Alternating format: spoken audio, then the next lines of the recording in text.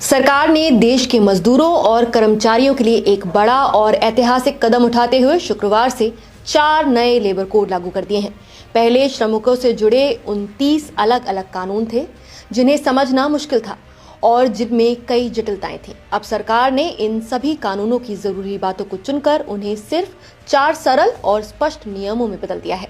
इन नए नियमों का उद्देश्य है कि हर कामगार को समय पर वेतन मिले, ओवरटाइम का पूरा पैसा मिले, महिलाओं को बराबर अवसर और सुरक्षा मिले, सभी कर्मचारियों को सोशल सिक्योरिटी और फ्री हेल्थ चेकअप जैसी सुविधाएं मिले। और सबसे बड़ी राहत ये भी है कि अब कर्मचारियों को ग्रेच्युटी के लिए 5 साल तक का इंतजार नहीं करना पड़ेगा। सिर्फ 1 साल की नौकरी के बाद ही उनका ग्रेच्युटी का हक बन जाएगा। इन नए लेबर कोड से अब फिक्स टर्म और कॉन्ट्रैक्ट पर काम करने वाले कर्मचारी भी स्थायी कर्मचारियों के समान लाभ प्राप्त करेंगे। उन्हें पेड छुट्टियां, मेडिकल सुविधाएं और 1 वर्ष बाद ग्रेच्युटी का अधिकार मिलेगा, जिससे ठेकेदारों पर निर्भरता कम होगी और कंपनियां सीधे कर्मचारियों की भर्ती बढ़ाएंगी। हर सेक्टर के मजदूरों को तय न्यूनतम वेतन और समय पर पेमेंट की गारंटी होगी और अनावश्यक कटौती पर रोक लगाई गई है।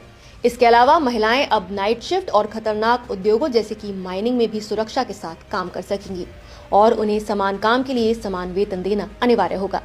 शिकायत निवारण कमेटियों में भी उनकी भागीदारी अब अनिवार्य है।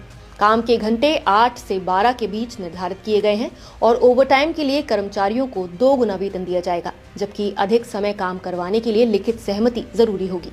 नौकरी देने वाले संस्थानों को अब हर कर्मचारी को नियुक्ति पत्र देना पड़ेगा, जिससे रोजगार में पारदर्शिता और औपचारिकता बढ़ेगी। पहली बार गिग और प्लेटफॉर्म वर्कर्स जैसे कि स्विगी, जोमैटो, ओला, उबर और अमेजॉन डिलीवरी बॉयज को भी सामाजिक सुरक्षा और वेलफेयर फंड का लाभ मिलेगा।